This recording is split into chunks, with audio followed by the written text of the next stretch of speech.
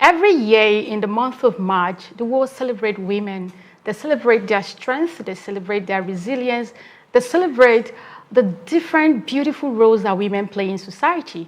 But beyond that celebration, there's something that is even more important that we hardly talk about, which is why we're gathered here today. I'm talking about when we refer to a healthy woman, we're talking about a woman who is not just physically okay, but emotionally and mentally well.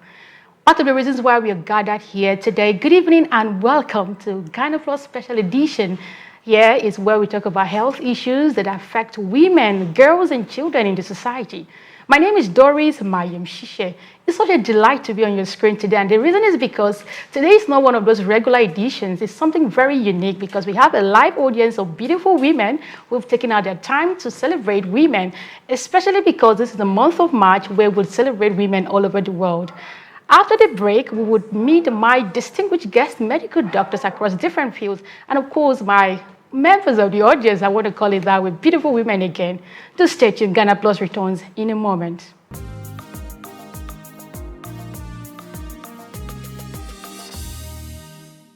Thank you for staying tuned. If you just joined us, this is Gyna Plus on Afia TV, a program that talks about issues that affect women, talking about health issues that affect women, girls, and children. But today is a unique and special edition of the show because we have taken our time as the world celebrate women in the month of March. It's our own special way of saying, women, we love you, we care about you, and hence we had to put up this special more like a two-part series of health town hall for women.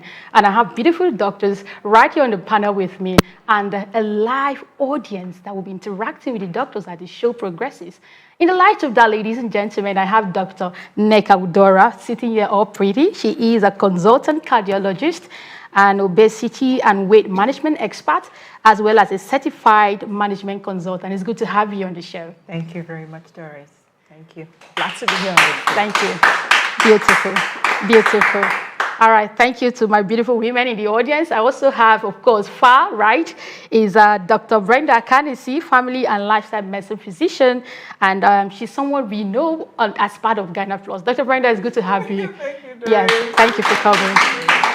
And of course, right beside me here is someone that's also been quite frequent on the show, talking about Dr. Temitope Olatayo. She is a senior registrar, Federal Neuropsychiatric Hospital, Enugu. It's good to have you. Yes, yeah, welcome. And of course, to my beautiful women sitting in the audience, it's so glad to have you join Gyna Plus live here in the studio. Thank you for coming, and please give yourself a round of applause. Beautiful. Thank you. Like I said earlier, today is a special edition where we'll be talking to doctors, and of course, you will have an opportunity to ask questions on different areas of concern as women. So I'll begin with you before we let the audience come in. I mean, there are always issues of women sometimes. When you talk about heart issues, they feel like, oh, it's a man's thing. Women don't come down with too many heart problems and all of that. But when we say a woman needs to take care of her heart, basically, in a layman term, for instance, what does it really mean?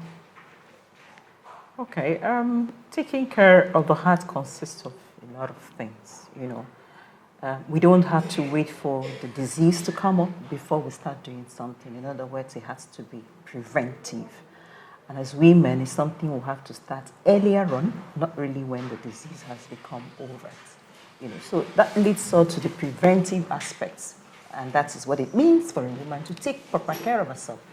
So a woman who's taking proper care of herself is a woman who is mindful of what she eats, what she looks like, you know, in terms of exercises, both at all aspects of exercise to remain healthy at all times. So one is conscious of what goes into the mouth. One exercises, you know, tidbits of these things, you know. It actually helps a lot in ensuring a woman is healthy. All right. So basically, women should prioritize taking care of themselves by exercising, what they eat, and all of that. What goes into the mouth, what they drink. Okay, we'll come back to you, but let's go to Dr. Temitope. I know oftentimes we are in a time and age where we almost have normalized emotional exhaustion, mental exhaustion. I feel like we're in Nigeria now, it's part of it. At what point does it become abnormal for women to say, oh, this is when I need to take a break and then see a doctor, or perhaps just, you know, do some sort of there's a word for it which I can't find right now, but basically when are we supposed to just self-pedal as women, take care of yourself emotionally and mentally? Okay, thank you, Doris. I would first of all say that emotional exhaustion is something that can happen to anybody. Like we sometimes use it interchangeably with emotional stress. And there are red flags that people should look out for.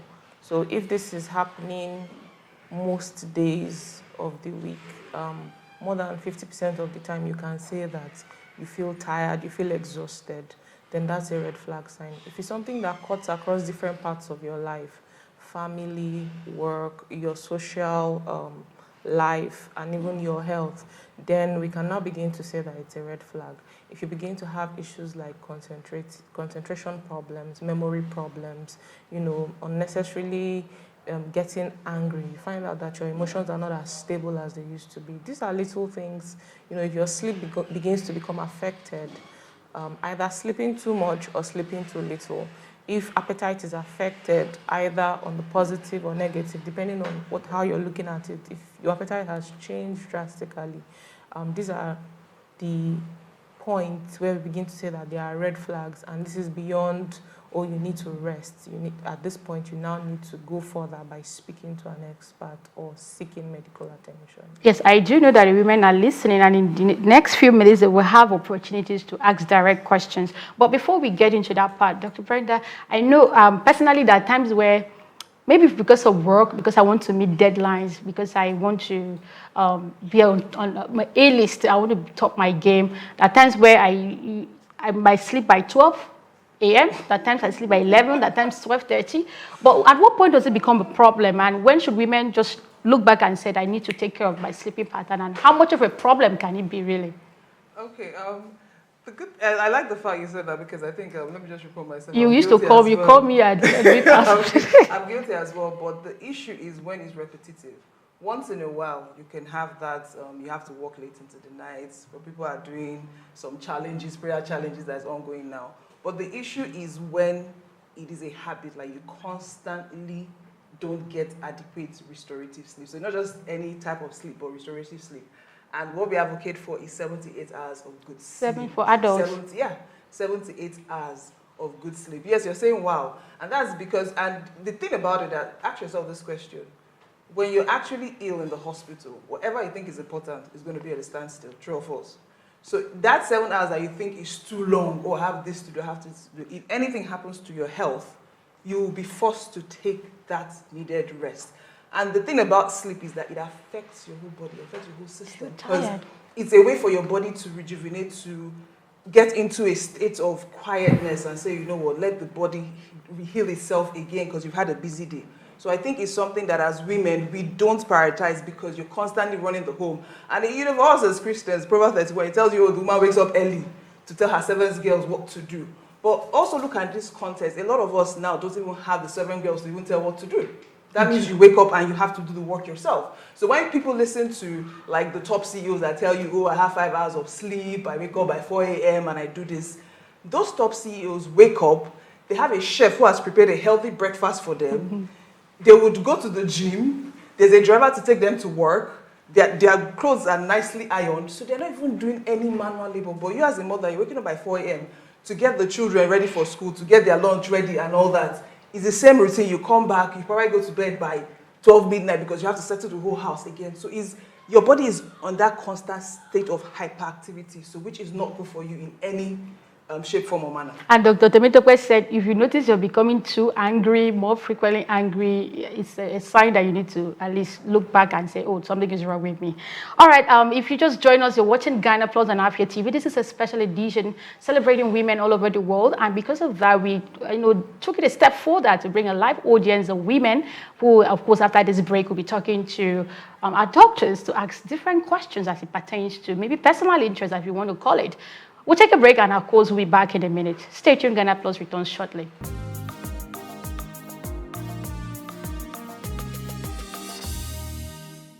Welcome back, and thank you for staying tuned. You're still watching Ghana Plus on Afia TV, a show that talks about different health issues that affect women. Of course, medical expert from time to time profile professional solutions to some of these problems. Maybe advice, if we want to call it that way. My name is Doris Mayim Shishe. Before the break, I mentioned that we are celebrating women, and as that part of that effort, we decided to bring a live audience of women who will be asking questions. But we still have Dr. Brenda here. We have Dr. Nneka, of course, still seated pretty beside me, and Dr. Temitokpe. But at this point in time, we'd like to go to the women. I know they have questions to ask, and we'll begin with the first person. Just tell us your name and your question. Yeah. My name is Ukweze Loveland. My question is about cancer of the breast. Because as we are all aware that cancer of the breast have taken uncountable women. So now I want to ask, what is really the cause of this cancer? The prevention and the cure. All right. Thank you. Let's appreciate Madam Lovred. Thank you. All right.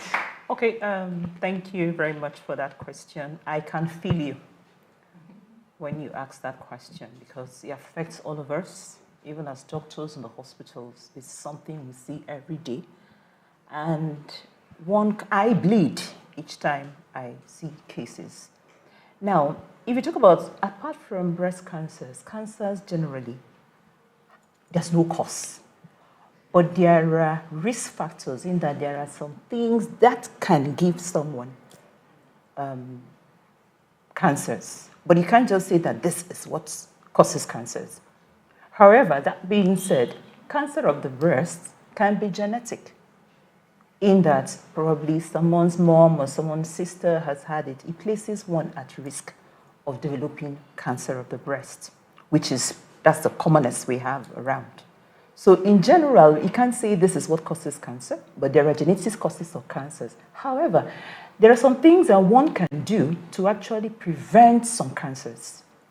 So cancers involving the colon is the GIT, the gastrointestinal, the digestive systems, the breasts, and the endometrium can be prevented when we manage some cardiovascular risk factors. In fact, there's been an intersection between cancer of the breast and cardiovascular risk factors. Cardiovascular is heart? Cardiovascular, yes. So when we talk about cardiovascular system, it's heart and the vessels. So there's this intersection between the risk factors of cancer of the breast and cardiovascular risk factors. So cardiovascular risk factors, we mean diabetes, when someone has diabetes, when someone has the hypertension, and in particular, obesity. The excessive adiposity, all right? Also, alcohol. The teaching now is no amount of alcohol is safe. So there's nothing about moderate and all that is about no, it's safe. And that has been implicated in breast, in cancer of the breast as well. So there are some things we can do to actually prevent these things if we take care of these cardiovascular risk factors, apart from, yes, the genetic mechanisms. So that also involves the diet that one takes.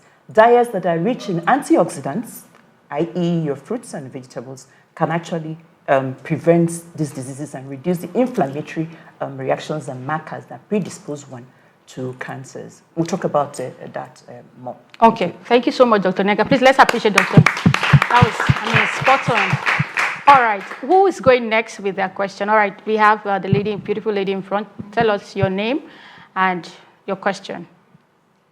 Thank you, everyone. My name is Nonye Ubuagu. I am the National Welfare Executive of the Albinism Association of Nigeria. My question is on the exercise. I want to ask, does it mean that we must go to maybe Opera Square, gym, or do this morning workout before we have adequate exercise? Because why I'm asking is this: I know that there are some people, the nature of their job make them, they are always active. Sometimes they don't sit down. Sometimes they sit down just a little time, but they're always active. Is that a type of exercise, or is there a particular time for the exercise? Thank you. All right. Thank you. All right. Okay. Of course, lifestyle. Lifestyle. Thank you so much for that question. Exercise is very important. Actually, lifestyle medicine is one of our key pillars, right?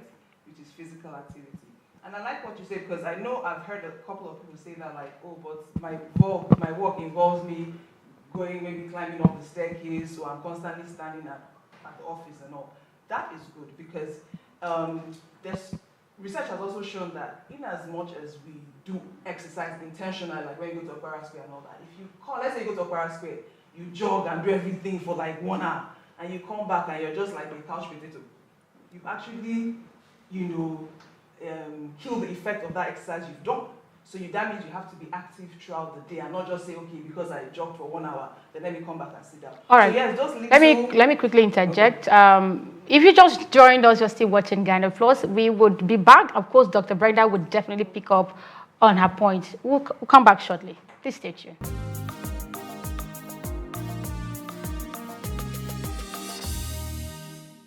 Work you do around the office. So let's say there's some people who on their desks, let's say they are doing table work, they stand up to work instead of sitting down. So that's of good benefit, but you have to be intentional in saying, you know what, I need to bring out 5 minutes or 10 minutes every day. And to be honest, research has shown that when you do at least 150 minutes of exercise per week, there's an improvement in your cardiovascular system.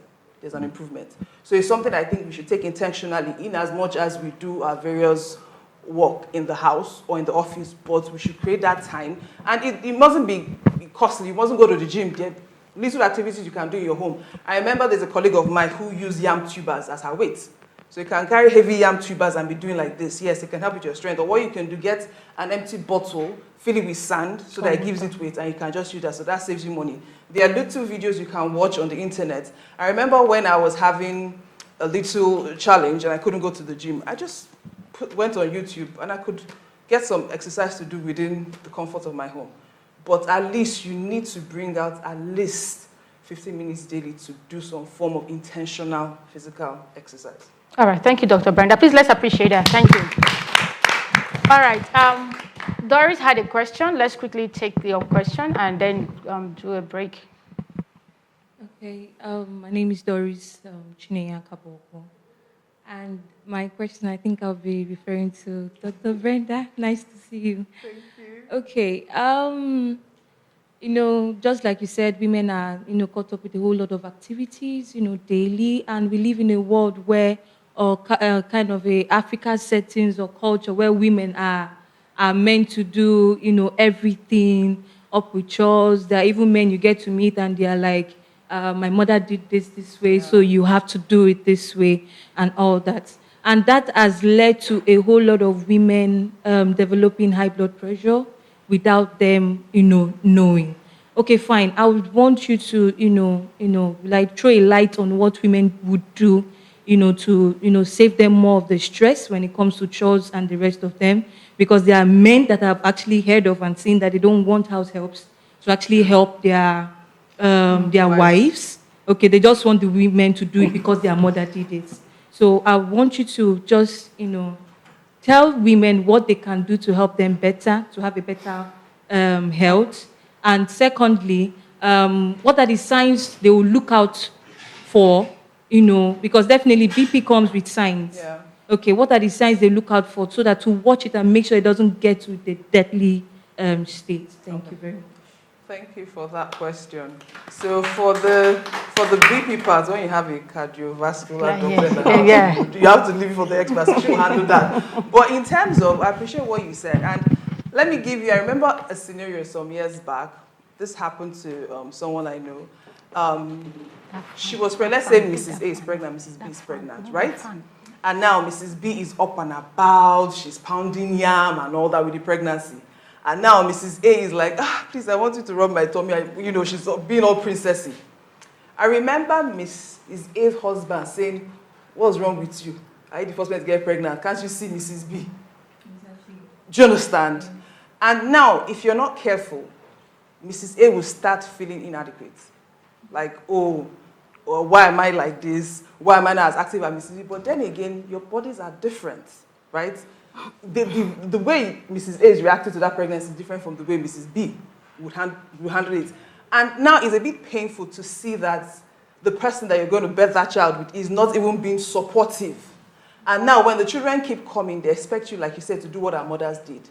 But now, let's be honest, during our mother's time, I'm sure we grew up with cousins. We grew up with, back then it was community. Even I remember, even if there's nobody living in your house, within the compound, somebody is minding your own child for you, helping. But now everybody is now like, this is my own, this is my. There's now this boundary everybody is placing. So now, since you want to say, okay, this is my home, within that your home, also create boundary for your own health, and do it in a respectful way. You don't have to come and be bossy about it. You know your schedule. You have to plan. You have to know, okay, weekend, should I cook in bulk if you're doing a 9 to 5?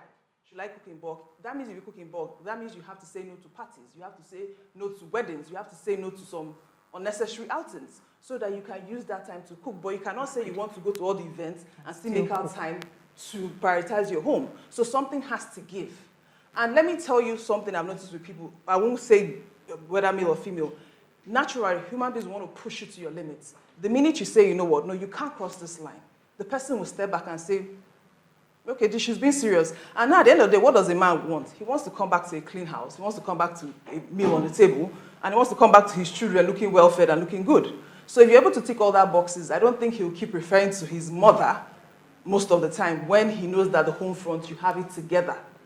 Do you get? So I hope that answers your question. So you just have to be intentional in saying, I have to set the rules for myself. But it takes you planning. And guess what? You can, let's say you have a young, let's say wife like you can say, okay, can we meal prep together?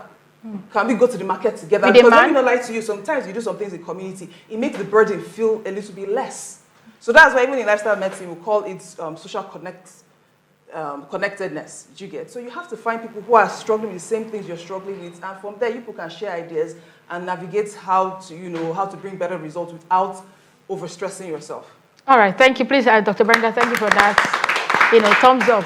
Would you like to comment on the BP part? Then we would now round up. Okay. The question was specific about hypertension, but I will just take it in general, cardiovascular diseases, because hypertension is not the only disease that, the only cardiovascular disease and the only disease that women are predisposed to. Okay, so in general, cardiovascular diseases has got no symptom.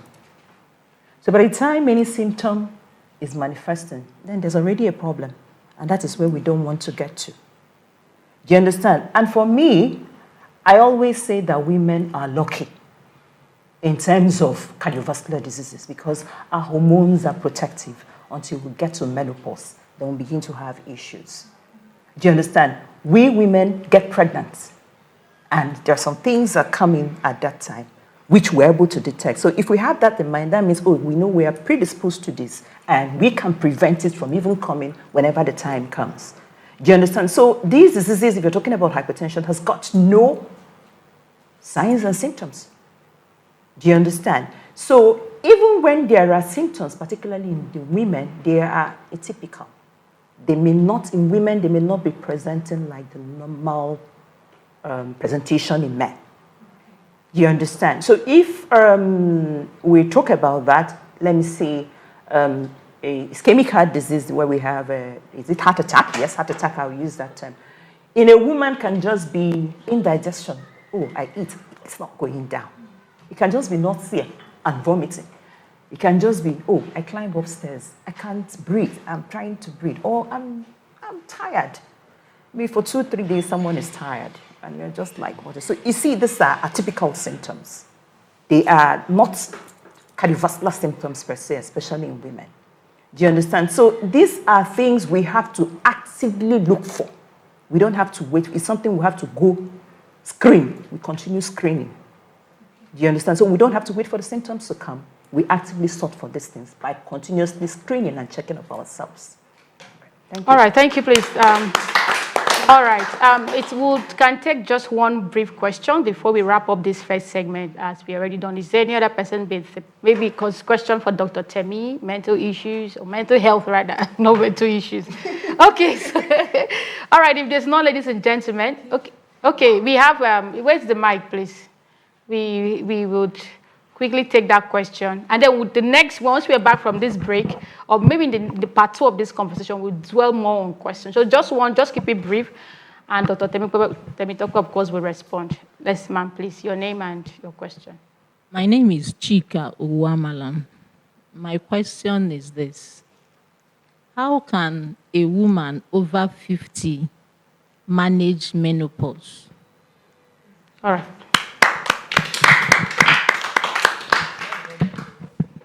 Okay. Any doctor can take that. Okay. So who's going? Okay. Just briefly. Okay. Well, menopause, I'm a cardiologist, but I think as a doctor, I can say 1 or 2 things about menopause. Comes with atypical symptoms. Do you understand? So, flushing, the symptoms are rather vague. And I think the moment we understand that these things will come and we accept it, then we can manage it because it can present with vague symptoms. You understand? So simply things like managing emotions, of course, we know menopause, there can be depression, there can be anxiety, there can be flush. They don't understand what is happening to them. They are easily tired.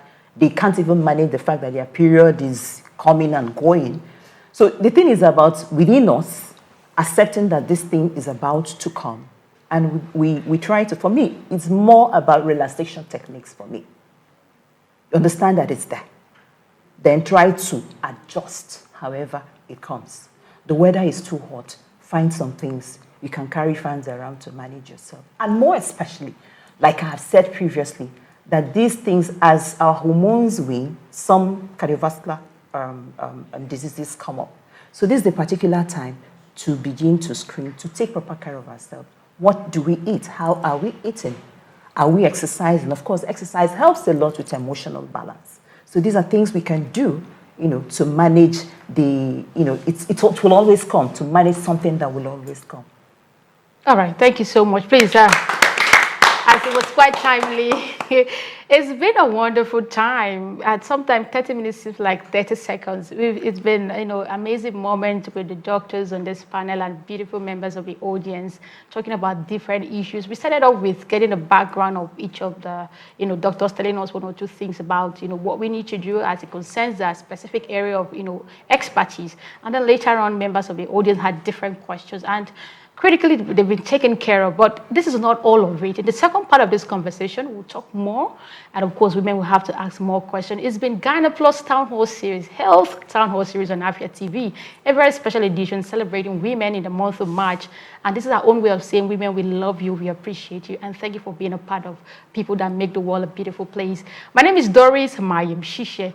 Would, of course, say goodbye for now, but in the next episode, we'll continue with this conversation. Please keep watching Afia TV. See you next week.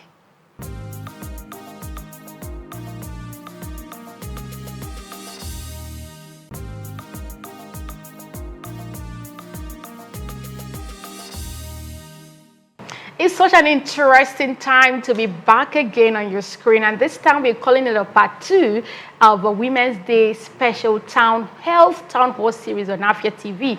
This is Gyna Plus, a program where we talk about health issues that affect women and girls in the society. And of course, we have medical experts who come in from time to time to give advice on different areas of concern. My name is Doris Mayim Shishe, and it's so good to be back, like I said before.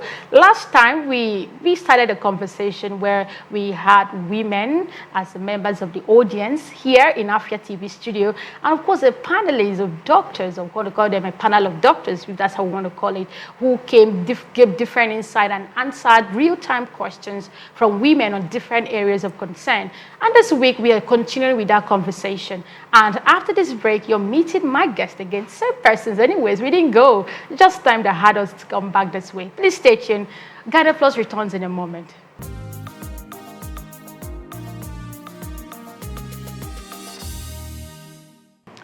All right, welcome back. This is still Gyna Plus on Afia TV. I'm very much happy today. You can see the smiles on my, not like I've not been happy every other day, but today is somewhat very special to me because we Dr. Brenda, of course, Afia TV gave us a platform, and of course, women, an opportunity to interact real time with medical doctors on different areas of concern. And these are part of measures to celebrate women in the month of March. You know, March 8 is always International Women's Day. These are only two ways of saying we care about the women. So last week, and of course this week, we had Dr. Nneka Udora, consultant cardiologist, obesity and weight management expert, as well as a certified management consultant. It's good to have you again. Thank you. Please welcome Dr. Nneka. Thank you. And of course, Dr. Temitokpe, looking very beautiful always.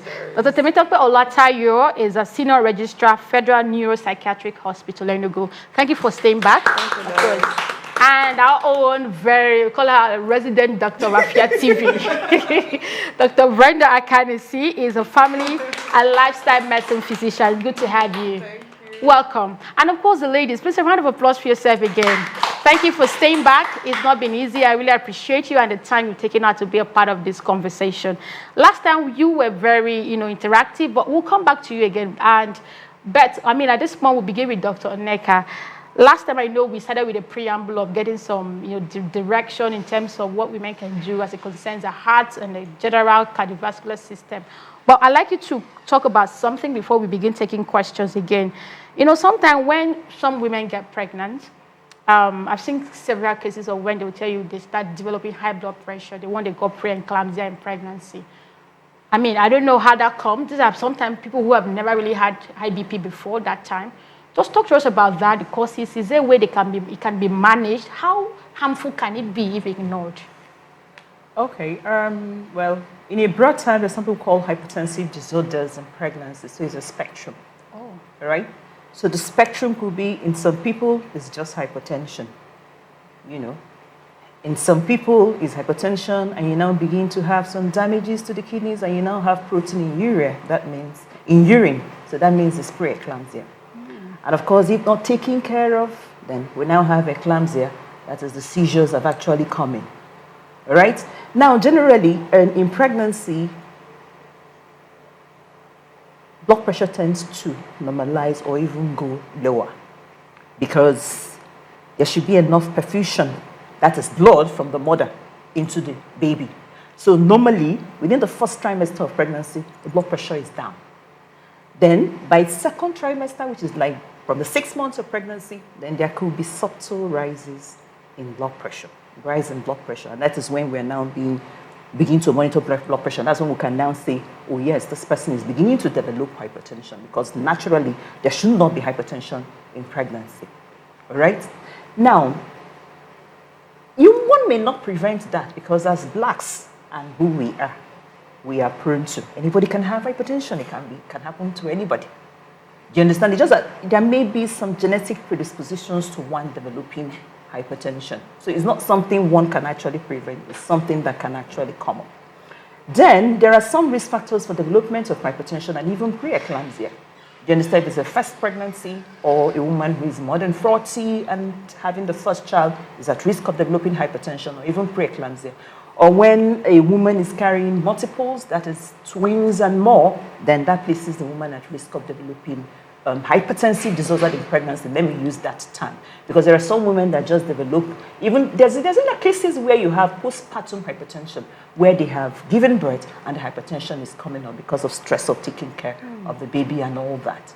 Do you understand? So like I always say, women are lucky when it comes to hypertension in pregnancy. So whichever one develops in pregnancy gives somebody, a woman, of what may come in future if the person does not take proper care of him or of herself. Do you understand? My literature says, like for example, if it's hypertension, in 10 years, give or take, that woman develops hypertension. In my experience, it's not up to 5 years. They come down with hypertension. So it's actually a mirror. It gives you it's actually a sign. It tells you what may happen to you in future if you don't take care of yourself. So you can still, it gives you a room to make some changes to delay the occurrence of a disease which otherwise could have been genetic. But these things are still preventable. The same thing also happens to diabetes as well. So some people could still have what we call pre-diabetes. That means they are a bit glucose intolerant in pregnancy. It's still the same thing with hypertension. So if you had that, it places you at risk of developing diabetes later in life. And one can actually do something through lifestyle, controlling what, management, lifestyle in general, to delay this disease, or even outrightly abrupt or stop these diseases from coming up. All right, thank you. Let's appreciate Dr. Neka. All right, I think that has been really tackled. Then I'll come back to you. Someone sent in questions. She was here earlier, but for some reason, I think she left. I'm quickly going to read out her question, and it directly has to do with mental health. How can women seek mental health support without fear of stigma and judgment? Okay. So, somewhere in the middle of mental health matters, especially in our society, is stigma. So a lot of people do not want to be associated with mental health, disease, and care. So it's important that as we begin to grow as women and begin to, breed other women, that this is something we tackle. And one of the first ways that I think that we can do it is by keeping a trusted circle. She was saying something about social connectedness. Your friends don't necessarily have to be the popular ones or the rich ones. They just have to be these people that have the same values with you, such that when you go to them and say, see, this is how I'm feeling, and I think I should see, even before you say, I think I should go and see a therapist, they are like, should we go? And you can trust them. Your treatment has already started. The fact that you already have a community of people who are looking out for you. If somebody cares about you, they are less likely to think about the optics, how will it look like, and they will follow you. A lot of times, more at the beginning of my residency, it used to be people's relatives coming in with them. But now we've seen just classmates, come in to the psychiatrist, which is quite nice. You see classmates, you see church member, you see somebody that we work together. That's lovely. So when you find these people, please hold them tight. I understand that we are mothers, we are wives, we are parents and all of that, but at the same time, we have to create that small ecosystem of people that care about you. Then what do you consume? Because she was saying something about the things that go into your mouth. Well, let's say the things that go into your brain. So what do you consume? A lot of us, again, we are cultural people, and we are very proud of our culture, but culture comes with like myths and certain kinds of traditions, and we are the culture, we are the tradition. And the moment we decide that we are going to change a particular culture, that culture starts to change. So when people are talking, you're somewhere, somebody's talking about mental health issues, we should start from correcting. Say, okay, this particular one, don't call this person a mad person. It's not mad people that go to psychiatric hospital. Everybody can go to psychiatric hospital. Everybody can see a therapist. Don't join them to say it's only Gen Z people. We should actually applaud the people in Gen Z who are taking that step to normalize mental health care. So you should join them, and when people are talking about mental health, you should make positive comments, and you should encourage people around you, because the truth is nobody knows when you're going to be the one in that shoe. We've had people who were brought to the hospital and were like, oh, she was the one that brought me and I got better, and it later happened to her, and then I also said, okay, let us come. So it's important that when people are making those attempts to downgrade, accessing mental health services, that we should not be part of those kinds of conversations. All right, thank you. But before ladies, 1 second, please. I'd like you to be a bit more practical. Maybe in the next 1 minute, what signs should women basically look at for? Let's say my case study, for instance, I'm a very outgoing person, and there are days I feel like I'm moody. At that point, should I just pick up my phone and call Dr. Temiko and say, see how I feel? Just call me anytime. Okay, just give us practical scenarios where women. So there's no false. I think in the classrooms, the teachers will say there are no stupid questions. For us, there is no false signal. We have people come in and say, I just want to check and be sure that I'm fine. Please come. It's not a problem at all. It's better to be safe than to be sorry. But for red flags, where we are like, okay, at this point, before we pick out a disorder, we say that we talk about duration. Anybody can become frustrated. Do you get that? Business can tank. That your child can fall sick in the middle of the night, and then for the next 3 days, no sleep. Anything can happen.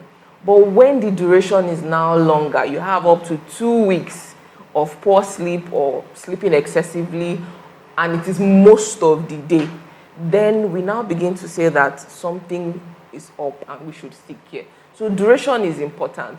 Also, when function is affected, you're not able to get out of bed in the morning, and this is becoming a recurrent thing. You're not able to do the things that you used to do, how you would do them. What would take you 2 hours now takes you up to 6 hours, and this is happening over and over again. Then we should be worried and we should begin to seek care.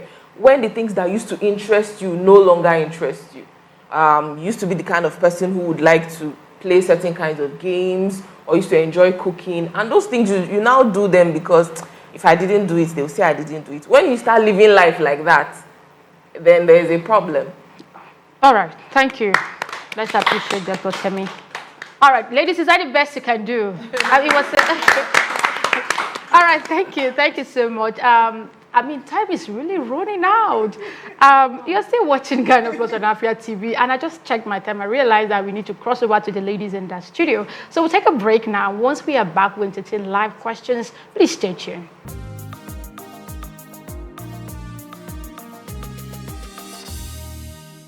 Welcome back. If you just joined us, you're watching Gyna Plus on Afia TV, and this is still our special health town hall series on Gyna Plus right on Afia TV. We've had our doctors talk to us about different issues, and right now we're crossing over to the women who have questions to ask, and of course we'll begin with the first person. Tell us your name and of course your question. Okay, thank you. My name is Chinelo Abene. Okay, my question goes to the mental health doctor. I know because of the way things are going these days, the women activities, home front, everywhere, women don't really know what is the boundary between stress and chronic stress. I want if you can throw more light on chronic stress and how it affects women and mental health. Thank you. Okay, all right. Thank you very much for that question. Truth is, stress, chronic stress, just brother and sister, really. Or should I even say twins? We would define stress maybe slightly different from how you would define stress. Stress is anything that changes your way of life. So if you're, I'm going to give you a very funny example. If your regular income is 10,000 naira every day, and today you make 10 million naira, I want to put it to you that that is a form of stress. So whatever is going to change, So some people say, oh, there's positive stress, I like that negative stress. Stress leader. And the body somehow reacts to stress. You're the one that is saying it's positive, and so you will not sleep this night if you get that. But it's a good thing. It's a good thing. But if you're predisposed to a mental health problem, that may be the beginning of your problems if it's not properly managed. So whatever disrupts your normal way of being. Now we already know the traditional definitions of stress. I'm not going to go into that. The things that we think are negative stress. So what happens to your body is that it releases a particular hormone or a particular chemical called cortisol. And every doctor, every system in the body is affected. What happens is that your body rises up to try to control the stress. And because your body is a mean green fighting machine, you're going to get over it eventually. However, if stress continues, I think in the previous episode, Dr. Brenda was saying something of a constant state of hyperactivity. If stress continues, then we now begin to see it in different parts of in different systems. One of the first places where women may begin to notice stress or chronic stress, as you would put it, or another word, burnout, as you would put it, would be in their emotions. So you might become it. I always speak of two extremes of the same spectrum. You might become very detached. So things that you would normally react to, you just let it go. And people think maybe you found religion or something. No, something is wrong. Somebody who would normally say, no, don't do that, don't put that there. All of a sudden, they don't care anymore. That is a sign that this person is going into burnout. Or the other extreme, undue irritability. So somebody steps on your foot and is met with a dirty slap. That is the other extreme. Or you begin to shout at things that you normally wouldn't shout at, or cry for reasons that you normally wouldn't cry. So that you first see it in the mood. It can affect other things like sleep, begin to wake up earlier than usual, or find it difficult to fall asleep. Or you begin to sleep for no reason. And then you take several pregnancy tests. No, you're not pregnant. You're actually overly stressed. Another thing it affects is libido. All of a sudden, interest is just no longer there. You are not able to just put yourself together to meet that particular need in that particular area of your life. Another one is concentration. So you say, hey, mommy, I told you that. You say, no, you didn't tell me. You say, no, I told you. Somebody will say, yes, he told you. He told you. You were not able to concentrate. Because forgetting means you, first of all, stored it somewhere. But a lot of times you say, I forgot. You didn't forget. You didn't even store it in the first place. So those are the things that chronic stress can do. It also has effects on the organs of the body, the kidney, the liver, the lungs, the brain. Chronic stress affects every aspect of life. So when we say that, women should choose themselves or think of themselves, we're not asking you so that you can be selfish. It's because it's actually important. If you don't pick the time to rest, your body will pick it for you. Correct. And it might be on admission in a psychiatric facility or in the cardiovascular ward, but your body will definitely pick the time of rest. Beautiful analysis. Thank you, Dr. Nneka. So because we are running out, Dr. Nneka will just briefly add, and then we take more questions. Okay, thank you, Temitope. That was a very beautiful one. May I also use the opportunity to say that, yes, stress affects all the organs, like she said, but also has a significant effect on the cardiovascular system. And women, I don't know what is wrong with us. It's International Women's Day, but I think it's time we begin to really take care of ourselves. We know which is which and which is not. Just like she said, there's positive and negative. So two extremes of emotions, extremes of the stress. Yes, you're too happy. Yes, too low can also predispose one to cardiovascular diseases. There's been link between chronic diseases, chronic stress, or even stress, and cardiovascular disease, like she said. The hormones are constantly high up. There's hyperactive vessels predisposing one to increased heart rates and hypertension. And that is how it's just recently, maybe about 3 years ago, chronic stress has been added as a risk factor for hypertension.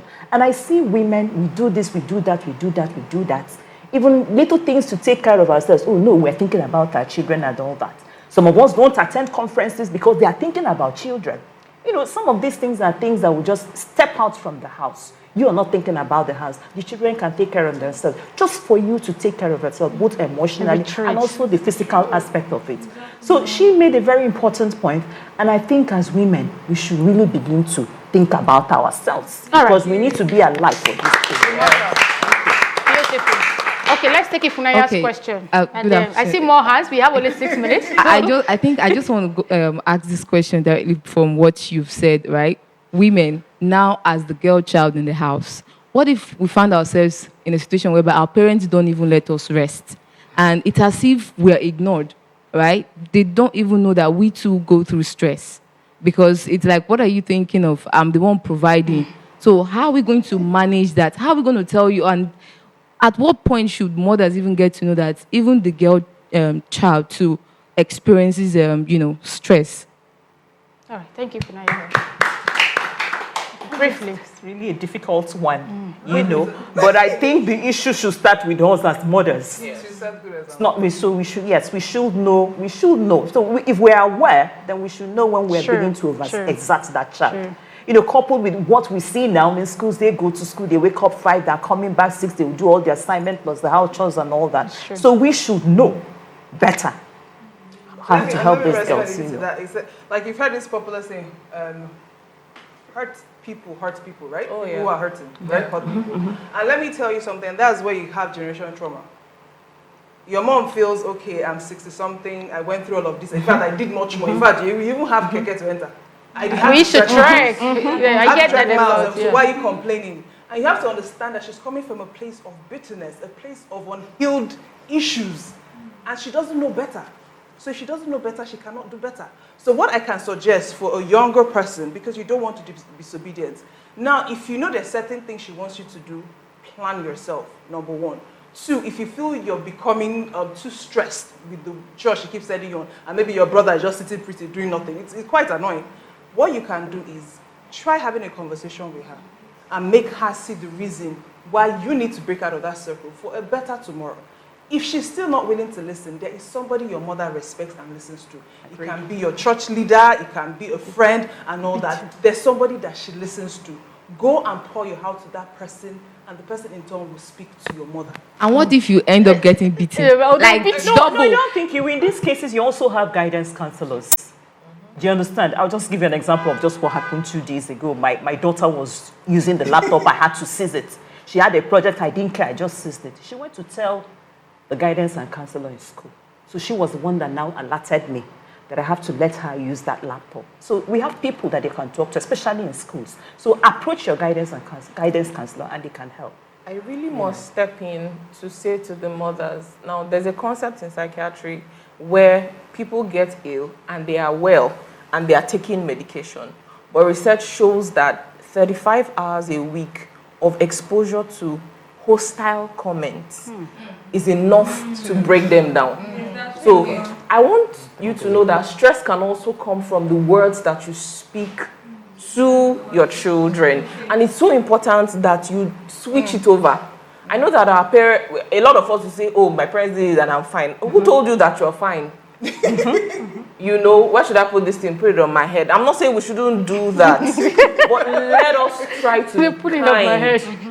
The world out there is not kind. And even if the world is not kind, the home should be kind. Just 35 hours in a week. It's just basically your waking hours, and the person is saying, oh, you don't know how to do this thing. You are not very efficient. You don't have to call the person a goat before you are hostile. When you do not, affirm this person, you're emotionally over-involved. There's another concept called emotional over-involvement. These things are very deleterious to the health, to the mental well-being of anybody. Talk more of your child whose frontal lobe doesn't develop fully until the age of 25. So it's something that we really, really need to be very careful about. All right. We say it's a good thing that International Men's Day comes before the Day of the Girl Child, so that the parents can be educated. Because the theme for this year is gift to gain.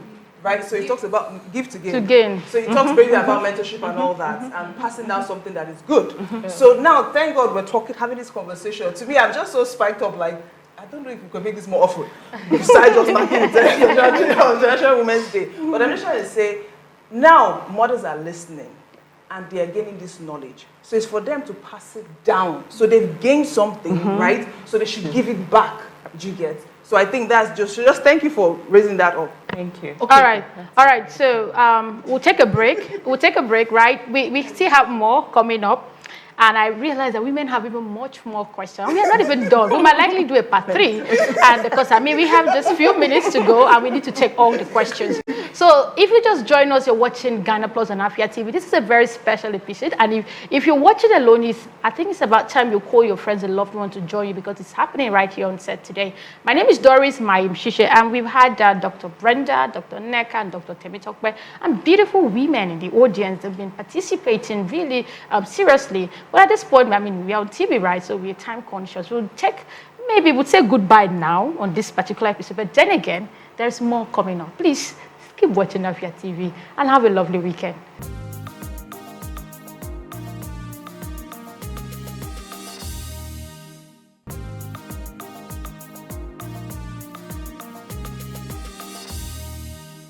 Good evening, and thank you for joining me on this very interesting episode of Gyna Plus on Afia TV. This is a continuation of the discussions we had 2 weeks ago. We started a conversation with, Health Townhall series on Gyna Plus, where we're taking our time to celebrate women. We've had a couple of discussions on different areas. Women have asked questions across different fields as well. And our team of medical experts are doing quite a great job, if you ask me. So once again, good evening, and thank you for joining me. My name is Doris Mayim-Shishe. Like I said before, it's a Townhall Health health series, or Health Townhall series, as you will call it. So this is the third part of it, and I'm so delighted that we are gracing your screen once again. And after the break, you will meet my team of amazing women, doctors and guests alike. Please stay tuned.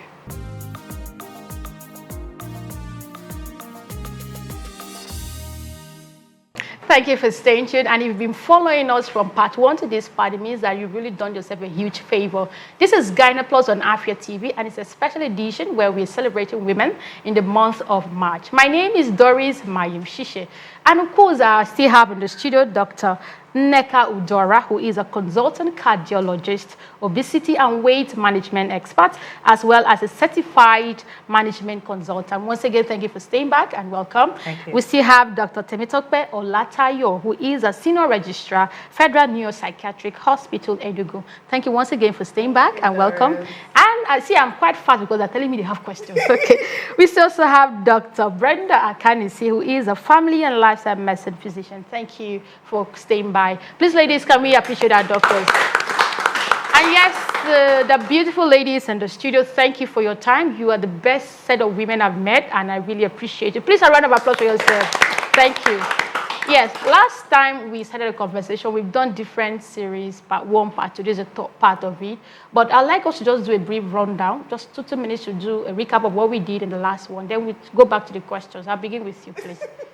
Okay, so recap. So physical activity was highlighted, stress management was highlighted, issues relating to stress and how it affects the body was also highlighted. Questions were asked based on how the younger ones can handle the pressure from maybe their mothers, and also that's briefly what we discussed in the past 2 episodes. All right, from my Doctor. own perspective.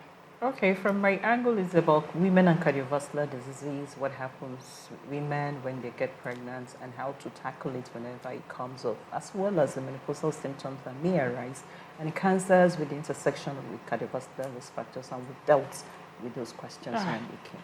All right, Dr. Temi. All right, so we have addressed stigma in mental health practice, and helping people seek help and helping people prioritize their mental health. We've also tried to talk about coping with stress, first of all, recognizing the signs of stress.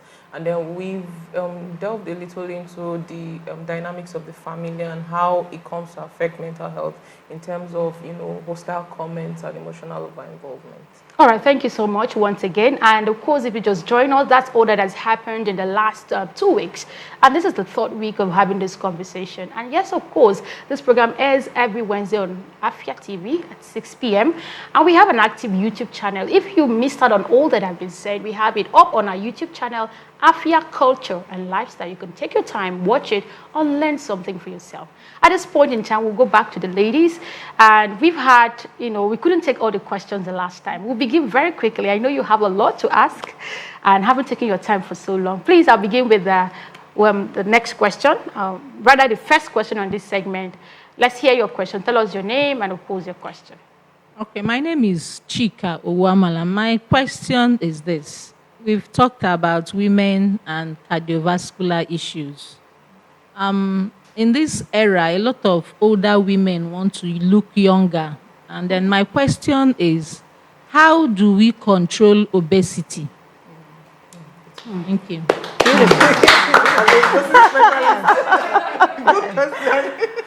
Well. I think it's not something we can do. It's not something we can only do ourselves. It has to do with the environment where we find ourselves. Do you understand? So it's not, yes, we can do something at the primary level, but the prevention is primary, secondary, and tertiary level. It may be difficult in our country, in fact, in our continent, at the tertiary and secondary level. Therefore, the onus is on us to take care of ourselves. I think the moment we understand what excessive adiposity can cause, then, and also we have a cultural aspect to obesity, where women, some people even have fattening rooms, where women are expected to, get body, and they don't want to look like 10 poles, and that is actually fueling obesity in our environment. So if we understand what obesity can do, it's not something I have to finish up here. Then we can begin to tackle the preventive aspects. it also has to do with discipline. It's not something that is straightforward, because that somebody has got excessive adiposity is not really like he or she wants to be there. The body has a lot of hormones fighting against you when you're trying to control your excess fat. It's not easy. And that's why the medications we have now for management of obesity are medications that deal with sachets in the brain, the GLP-1s analogs, the injectables that we have around now. So it's not about what you eat, it's about the brain, the psyche. You get it? So it's something, controlling it has to come from your head. Come, I have to be disciplined. I don't want to take this. It's time for my exercise. I want to do the exercise. I have options to choose between donuts and taking an apple, and I will choose an apple. So it's at this level, they bring alcohol, they bring water. Oh no, I'm not going to take this alcohol. I want to take water. So it's something that we have to. It's something we have to take it upon ourselves. Talk of where the government, nobody, there are no nutritional values, no nutritional environments, what they present to us. It's you now taking control, taking charge as a woman. Come, I don't want to be this. I don't want to be this. I don't want this. This can help me. And I think that is the way to go. I think that is where we can start to begin to help ourselves. And especially, there's this surge of childhood obesity now. That is the one that is so worrisome. We get there, we're getting the pastries for our children, nobody bothers, we are cooking, oh fine, delicious meal we are cooking, not really taking charge. You're not even counting what you're adding. You add the oil, you add this, you add that. So it's a whole lot. And I think maybe another session to discuss obesity and how we can tackle it in this country, because it's an enormous thing. It's really an enormous, really from where we live, a lot of things that can even make us, we can't exercise, we can't find anywhere to exercise because the roads are not tarred, that kind of thing. Because when you have a natural green environment, you will be encouraged to walk. Yes. But when you're, a lot of things. So I think it's another day. It is. Can I add something to that? Okay, before you... She said something related to building, right? And this is because, of course, we're in Enugu State. There's a lot of real estate development happening here. So please, because people will watch this who are into real estate. So please be intentional when you build your estates. Create sidewalks, create a path where people riding bicycle can ride on. Don't use up all the whole landmass because you want to maximize profit. Create, like she said, a green area. Create a place where children can play. She's talking about childhood obesity. Where can they play? They come back from school, they're in the house, probably on their tablet or doing one thing. They're just sitting down, not being active. Sit in school, sit at home. Do you understand? So, but when there's a space outside, you can tell your kid, now because it's, of course we're worried about security and all that, but because it's within your estate, within a confined environment, you can tell your kids, okay, go to the playground. I know you're within the estate. I know where I will find you in case I need to look for you. So please, I know you want to maximize profits, but please think in the long term about people's health. Because provide an environment that is good for them to live in, but also facilities available for them to have a healthy lifestyle. All right, thank you. I know there are questions. Yes, of course. There are very follow-up questions to weight management. We are in the era of course, I personally don't want to grow, big. And at times when we tilt towards the green tea, some sort of mixture, some herbal, ginger shots, turmeric. How safe does it really work? And what is the safety level really? Because I am guilty as charged. The report yourself that you got some symptoms after you took your shot. Okay, nothing works like lifestyle management in the management of obesity.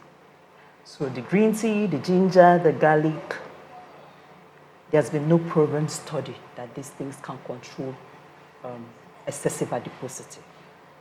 Do you understand? So you can't be taking green tea and garlic and you are not exercising and you sit down and you're taking a bottle of Coke. Nope. So it still, thank you. So it still boils down to that lifestyle. Those things has been found not to work. Well, good thing with obesity, let me just say that obesity is now considered a disease. It's a chronic disease, just like you have hypertension and diabetes. And it's not something it's something that you have to understand the person who's got the essay, because they're just not doing it knowingly. They don't know what they're doing. Nobody knows it's like that. You understand? Even in the management of obesity, we also cannot manage obesity with pharmacological or lifestyle without the psychological physician there. Because there's this behavioral component which is very vital, usually motivationally intervening in the management of obesity. Motivationally intervening meaning that the person with the problem will understand and will come to you. So you are not the one telling the patient what, or telling the person, this is what you have to do. No, but it's something the person understands. So as a doctor, you have to make the person understand that, there's a problem. Because most times they don't understand that there's a problem. And they have to understand that there's a problem before they can start doing something about it. There's nothing you can do about it. They have to come to you and understand that there's a problem, and that is when we can move forward with them. Okay, thank you so much. All right, so your question, ma'am. Good afternoon, all. Good afternoon. My name is Modesto Dodo. My question is, most time we are asked to take vegetable, take fruits for our healthy living. But unfortunately, when you go to the market, you find that the banana in the market is chemicalized. You find out that the vegetable is chemicalized. Even the chicken you buy in the market, chicken of 6 months, you see it's so big. When you put it in, you sell something else. Even everything, almost everything. So I don't even know where to run to. Is it to continue? So it's actually a problem that you even go to market, you use your own money to buy problem for yourself. So I don't know how we can tackle this type of problem. Thank you. I agree. Let me first of all clap for that honest question. And I will say this because we also consume fruits as well. And I remember there's a time I noticed that if I buy banana, after it stays a day, you just notice it spoils fast. And you're just like, no, when I was growing up, banana doesn't spoil this fast. Now also I noticed, if you observe, have you noticed that cucumber is available all year round and it's very big? Yes. Growing up, it wasn't like that. You get. So now it got me to ask the lady I buy fruits for, my fruit supplier. And now for her, she was quite honest with me. And she told me, okay, no, this is how you differentiate chemicals. So for her, she doesn't use chemical. That's what I noticed. So I noticed if I buy a banana from her, it lasts longer without those little black dots you'll be seeing. So that was why I made her my customer. So one, you have to be observant personally. Now, there's something we're advocating for now, which is you have to start planting your own gardens. Yes. Because it helps in two ways. It helps you to be sure of what you're eating, and also it's a form of activity and it's a form of stress management. So because the minute you're, planting and gardening, you're in tune with nature and all that, it just has a way of, the stress leaving you, and you're not engaged in unnecessary gossip or unnecessary, they said, she said, do you get? So I think and people will say, oh, I live in a flat, I can't. No, it's been advised now you can plant in buckets, you can plant in little bags. Do you get? So it's something we're tilting towards.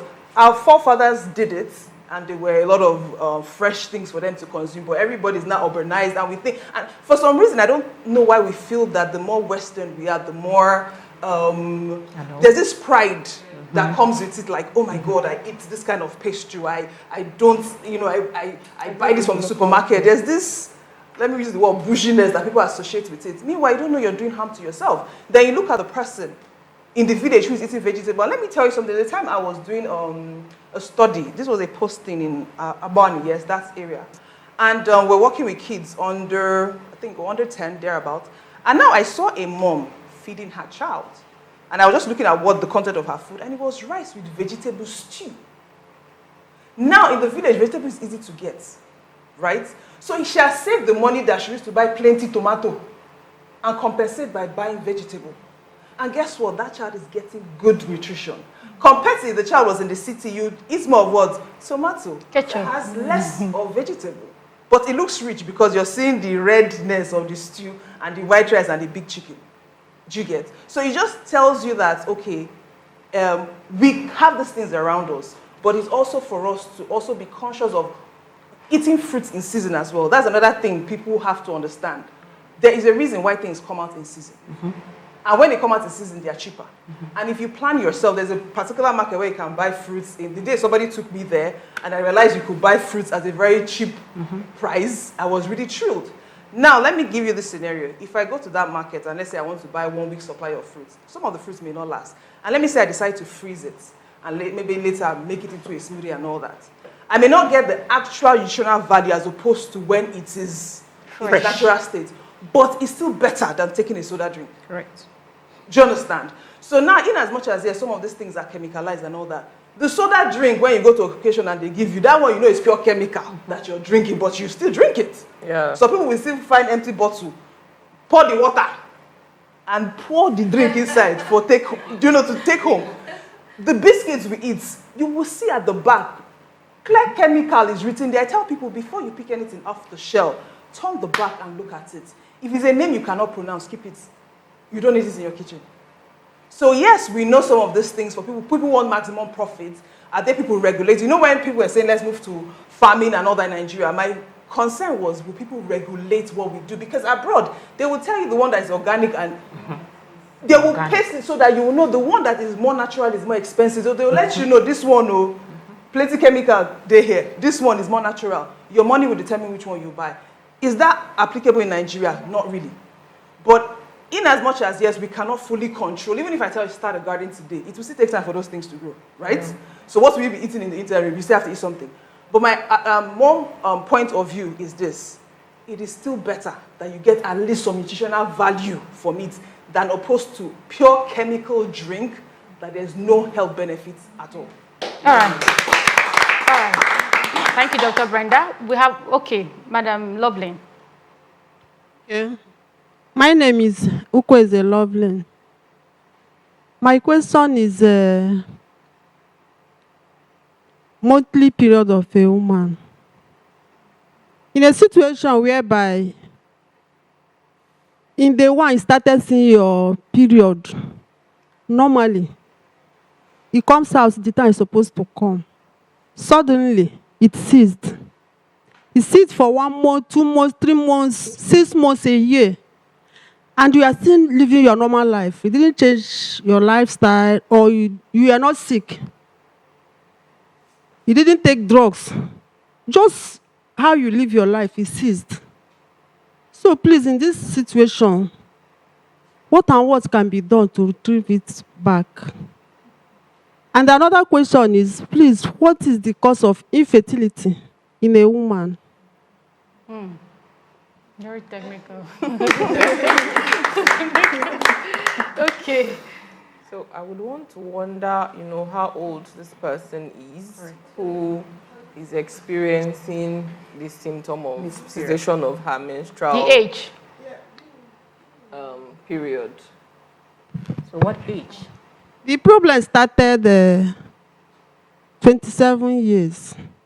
The person was 27 years. Now he's 29. And he refused Russian. Okay, all right. So I think that there are questions that we will be able to answer and give an idea of what might be happening. But has this person sought any kind of medical attention at all? So that's where to start. Usually I am of the opinion that a woman's reproductive life is the last thing she should joke with. So if anything is happening at all, she should be the first person in the gynecology clinic the next day. Because a lot of times during my postings in school, people would come and then they'll be like, oh, you've long passed the stage where anything can be done. So this is not for this person, but to everybody. If you notice any alterations in your menstrual, it's better to be safe than to be sorry, again, I would say. And for them to say, oh, you were worried for nothing, than for it to be that, oh, there was a process going on that has gotten advanced, and then there's now a lot more that we need to do. So for this person, there are a lot of questions to ask. Is there a family history of early menopause, or are there any other, illnesses that could hide and they might not manifest in the way that you would expect, like a headache? Dr. Neka has already told us that a lot of symptoms in women are A lot of symptoms in women are atypical and they do not show. So this person might be experiencing a symptom that she doesn't even know is a symptom.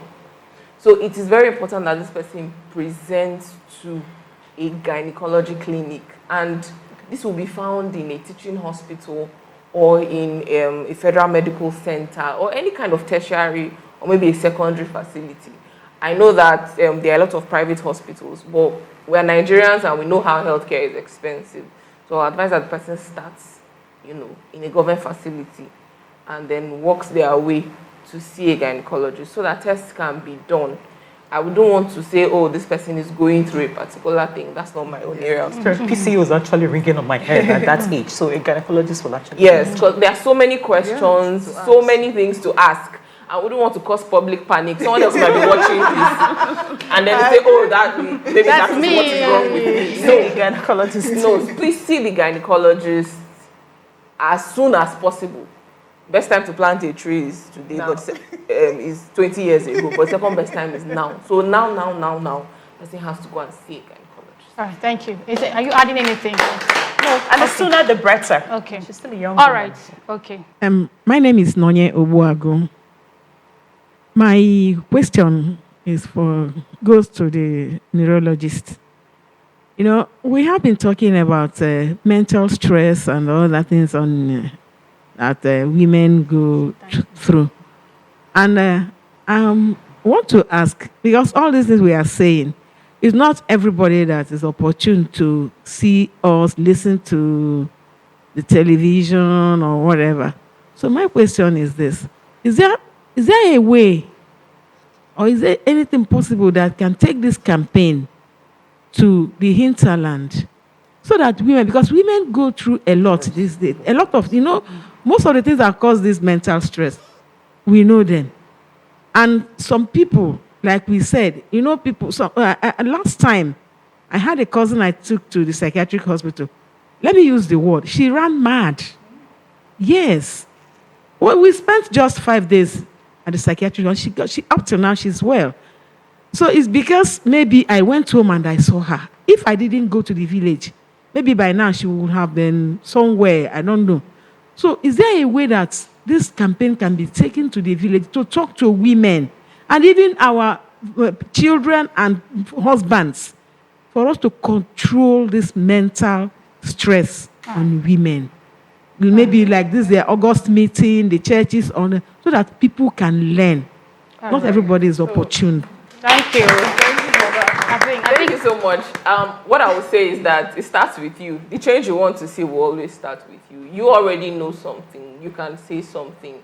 The truth is that the primary health, where we are currently with mental health, is that we want it to be at the level of primary health. So the way you can give birth in a primary health center, we want people to be able to access mental health care. And there are a lot of stakeholders, the government is involved, NGOs are involved, and you can also get involved. So first of all, share this video with anybody that you know. And then secondly, be a champion for mental health. Let's start by stopping that language that somebody ran. Like run mad.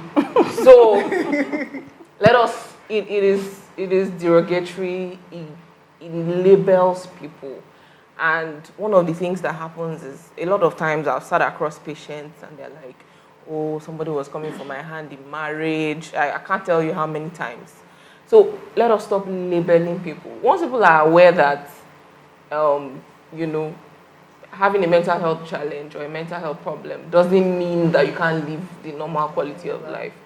They get along they are soon very okay and they interact very, very much. So a lot of times you have to convince people and say, oh, it doesn't, but the more we talk about it, it doesn't have to be an expert going into the community. Mm-hmm. You can talk about it. Mm-hmm. You have heard this message. You can take the message. You have audiences that we couldn't even reach. She has, yeah. So it can start with you, it can start with each and every one of us.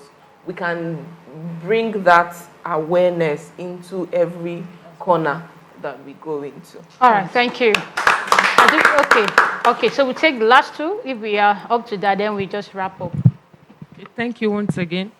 If I can take my question to Dr. Brenda as a family lifestyle doctor, could you please advise us women on how our lifestyle can reduce some sicknesses, like reduce chronic stress, reduce heart issues and mental health issues? Thank you. So in the course of this conversation, we've mentioned everything. But let me just summarize it. And we use this acronym, DREAMS, to remember it. The acronym was formed from one of my senior colleagues. And so we have D, which is for diet, right? We have R, which is for Rest? relationship. Okay. Relationship. So that's relationship. Positive relationship, let's be emphatic, not negative, positive relationship. We have E, which is exercise, right? We have A, avoidance of toxic substance, that is her field. We have management of stress and sleep. So with these pillars I've listed, they are all interconnected. Because if you manage your stress well, guess what? You'll be able to plan better, to have a better meal. You'll be able to plan how to put exercise into your daily routine. You'll be able to sleep better if you manage your stress. Now, if you get adequate sleep, it helps to deal with your stress. If you eat right, it helps in managing stress, the toxins that builds us from stress, right? With physical activity, some chemicals are released, feel-good hormones, which helps to minimize the effect of stress. So you can see if you avoid toxic, part of toxic is alcohol. You know, sometimes women sit down and drink a particular brand and we feel it's all right, especially this part of Nigeria, you know, like Igbo women, they feel all right when they go for some meetings, you get. But you heard from the cardiologist herself, no alcohol is okay. No amount. You get. So if you're conscious of these 6 pillars, and now for somebody who, let's say, you have, if you want to score yourself and say your lifestyle is really down, like you want to increase it, you can start with 2 pillars and say, you know what, let me focus on diet. Now with diet, it takes you to plan. This economy is a bit tough. But the other day I was just intentional about it and said, okay, you know what, I want to be having oats for breakfast. Now you have the fanciful oats in the pack, right? You have the oats they sell in Penta. Correct. The Penta is way cheaper. The other one is just packaging. Now if you buy a Penta, let me speak for myself, if I use it for breakfast every day, it will last me for a whole month. And that is 7.5 for a Penta. So divide that by 30 days. Isn't that cheap breakfast? But if you don't plan your meal, if you go out, even the okpa you're buying is quite expensive. So if you're an okpa fan, make your own okpa at home, because guess what? The amount of oil in that okpa that they make outside for it to be that bright is quite alarming. But if you make it at home, you can regulate the amount of. So you can start with little things. Okay, now I want to be taking vegetables. You plan yourself and say, okay, there's a particular time the fresh vegetables comes in the market, if you've noticed. So you can plan to go to the market that time and say, okay, no, let me stretch my vegetable for the week. And when you buy things that are in season, it's cheaper for you. So one, you can pick 2, this and say, okay, let me do diets, make my meal plan. Next, let me do physical activity and say, okay, you know what, let me spread it out. Let me do 10 minutes in the morning, 10 minutes in the afternoon, 10 minutes in the evening. Do you get? Before you know, so stop waiting for that big moment to have that. So start small and then it yields a ripple effect. And the beautiful thing about the positive relationship, get a friend to do it with you so that you can be accountable to each other. So it makes it less burdensome when you have somebody to do it with. So that's what I like to say. All right, thank you. And of course, that's the much we can take today. It's been a week-long activities, or weeks, if I have to put it that way. It's been an amazing time on Afia TV. Gyna Plus, had to put up something very beautiful for women as part of effort to celebrate women in the month of March, of course, and after March, if I want to put it that way. So we had week 1, we talked about different issues. Women interacted. We had a live studio guests, a panel of doctors, and live, when I say live, women came in to watch us on Gyna Plus, and it's simply amazing. Women, please clap for yourself one more time. And yes, to the amazing doctors that took our time to come, thank you, Dr. Neka, Dr. Brenda, and Dr. Temi.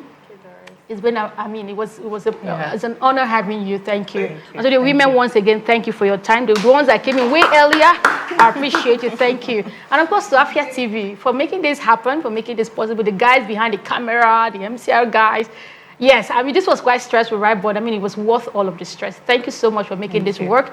My name is Doris Mayim Shishe, and if you missed out on TV, please go to Afia Culture and Lifestyle on YouTube so you can watch and share with your loved one, because this is something you pay lots of money to access these people in the hospital. But they are here for you free of cost. Thank you so much for making this happen once again, and have a lovely, lovely evening. Bye. Tell us Happy International Women's Day. Oh, can we just say Happy International Women's Day? Thank you, Dr. Brenda. That did go. All right, thank you. Thank you, guys. Bye. Thank you.